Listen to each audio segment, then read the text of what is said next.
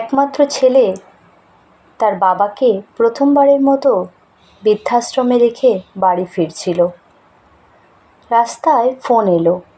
তার বউ ফোন করে বলছে, তুমি আরেকবার বৃদ্ধাশ্রমে ফিরে যাও, আরেকটা কথা বলতে তোমার ভুল হয়ে গেছে।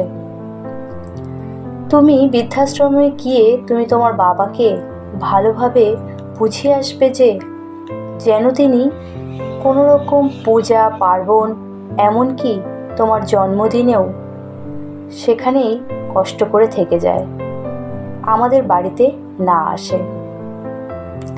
বাধ্য হয়ে বইয়ের কথা মতো ছেলেটি আবার সেই বৃদ্ধাশ্রমে গেল। সেখানে গিয়ে এক অদ্ভুত দৃশ্য দেখতে পেল। তার বাবা ও ওই বৃদ্ধাশ্রমের বৃদ্ধ মালিক খুব হাসাহাসি করে কথা বলছিল। এটা দেখে ছেলেটির মনে সন্দেহ হলো। সে মনে মনে ভাবল, বাবা কি আগে থেকে বৃদ্ধাশ্রমের মালিককে চিনত নাকি? কে জানে, হয়তোবা। তারপর অপেক্ষা করতে লাগলো। কিছুক্ষণ পর বৃদ্ধ বাবা নির্দিষ্ট কক্ষে চলে যাওয়ার পর ছেলেটি ওই বৃদ্ধাশ্রমের মালিকের কাছে গিয়ে জিজ্ঞাসা করল, স্যার, একটা কথা বলবো, কিছু মনে করবেন না তো? বলছিলাম, একটু আগে বাবার সাথে যেভাবে আপনি কথা বলছিলেন, মনে হচ্ছিল যে আপনাদের মধ্যে কোনো পূর্ব পরিচিতি আছে। সত্যি কি তাই?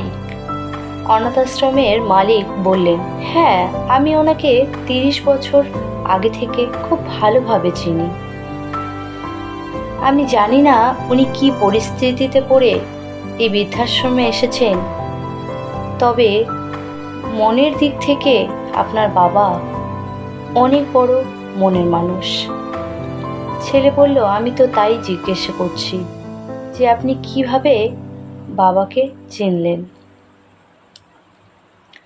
বৃদ্ধাশ্রমের মালিক বললেন, 30 বছর আগে আমার আন্ডারে থাকা এক অনাথ আশ্রম থেকে উনি এক অনাথ শিশুকে দত্তক নিয়েছিলেন, এবং আমার অনুমান যদি ভুল না হয়, তবে 30 বছর আগে দত্তক নেওয়া সেই অনাথ শিশুটি আমার সামনে দাঁড়িয়ে আছে। এই কথা শোনার পর ছেলেটি আর বুঝতে বাকি রইল না যে 30 বছর আগে অনাথ শিশুটি যে উনি। ছেলেটির চোখ দিয়ে অঝোর ধারায় অশ্রু ঝরতে লাগলো। ছেলেটি হাউমাউ করে কাঁদতে লাগলো, আর দেরি না করে দৌড়ে তার বাবার কক্ষে গিয়ে বাবার পায়ে ধরে বলতে লাগলো, আমাকে মাফ করে দাও, আমি অনেক ভুল করেছি, অনেক ভুল করে ফেলেছি। দুদিনের ভালোবাসার জন্য 30 বছরের ভালোবাসা আমি ভুলে গেছি। ছেলের এই করুণ দৃশ্য দেখে বাবাও কেঁদে ফেললেন। তিনি ছেলেকে পা থেকে তুলে বুকে জড়িয়ে ধরে বলতে লাগলেন, ধুর বোকা, এর জন্য কান্না করতে আছে নাকি? আমি তো তোকে আগেই মাফ করে দিয়েছি। এবার ছেলেটি কান্না থামিয়ে বাবাকে বৃদ্ধাশ্রম থেকে বাড়িতে ফিরিয়ে নিয়ে গেল। পৃথিবীর সকল বাবাদের প্রতি আমার শ্রদ্ধা ও ভালোবাসা রইল। গল্পটি সংগৃহীত। গল্পটি ভালো লেগে থাকলে পেজটিকে ফলো দিয়ে পাশে থাকবেন। ধন্যবাদ।